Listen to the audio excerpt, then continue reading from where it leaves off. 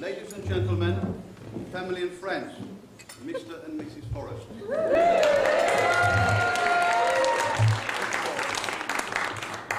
Don't they just look absolutely beautiful?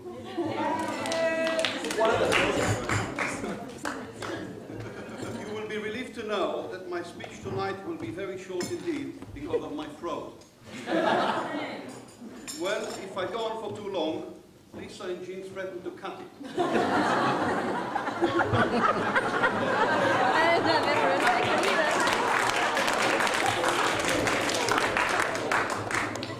In the last couple of months, I have explored, discovered and stretched my artistic capabilities to the highest degree by doing some work for my little girl. That includes organizing, photographing, setting, designing, copying, pasting, printing, cutting, trimming, polishing, cleaning, framing, punching, viewing, testing, phoning, discussing, blowing, drying, buying, paying.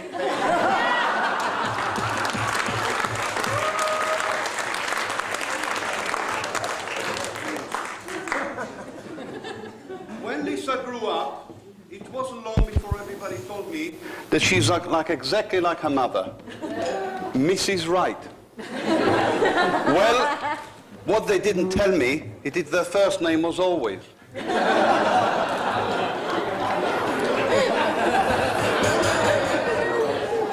Both Lisa and my dear wife Jean have spent hours on a phone, well, literally. And 1 hour on the phone wasn't unusual. But I remember surprising my wife one day when she was on the phone for only half an hour. Who was that on the phone, Jean, I asked. Ah, she replied, it was the wrong number.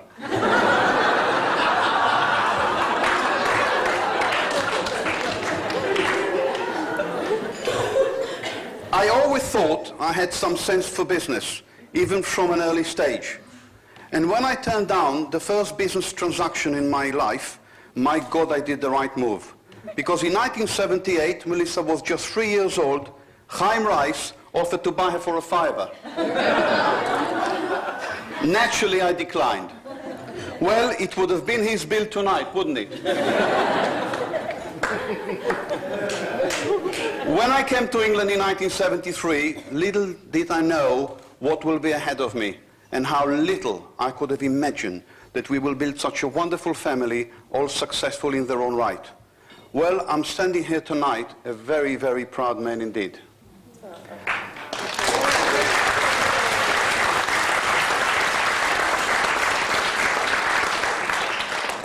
Helped by the most amazing woman you can wish to have on your side. The delectable, beautiful, talented, and the most loyal and reliable, my lovely wife, Jean.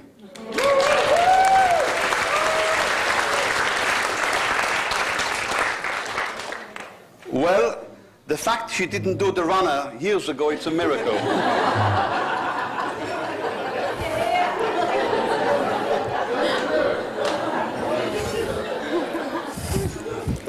Sadly, some of the people who we would have loved to share this incredible evening together will not be here tonight.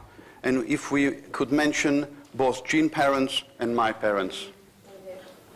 Tonight, Jean and I are delighted to gain on this occasion not only a wonderful, warm new family, but a true gentleman and a fine young man, who I'm sure will look after our treasured daughter for life.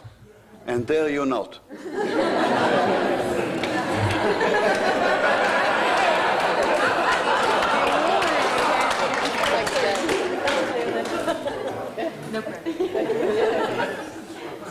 Lisa and Tom, as the two of you go forward hand in hand into the big wide world, I can do no better than to offer you some of the advice that has been passed down in my family from generation to generation and never used.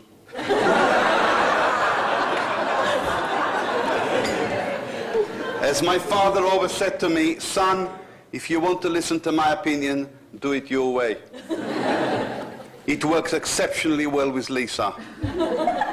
Tom, my advice to you, the best way to make sure you always remember your wedding anniversary is to forget it just once.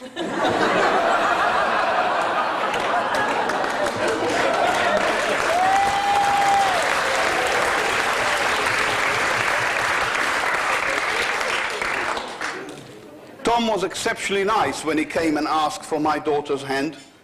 I said in delight, Tom, it's all right. As long as you take the one, it's always in my bloody pocket.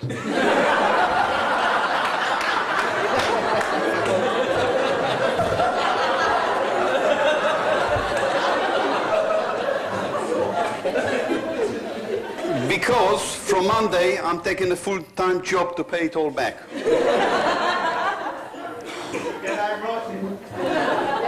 Finally, I would like to take this opportunity to thank all the people, together with some luck, have helped my wife and I to reach such a wonderful and comfortable stage in our life. And in particular, my director, Mark Devereux, who is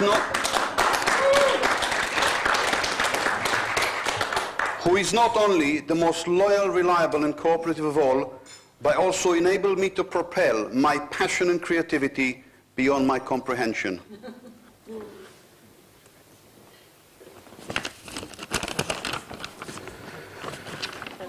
From the start, Tom felt like part of the family, which can't have been easy for him, as obviously our family had a different set of beliefs, and our culture is also a bit different.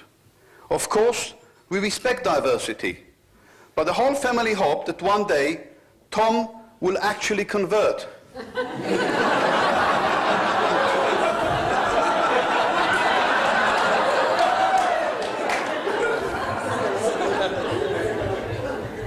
To become an Arsenal fan.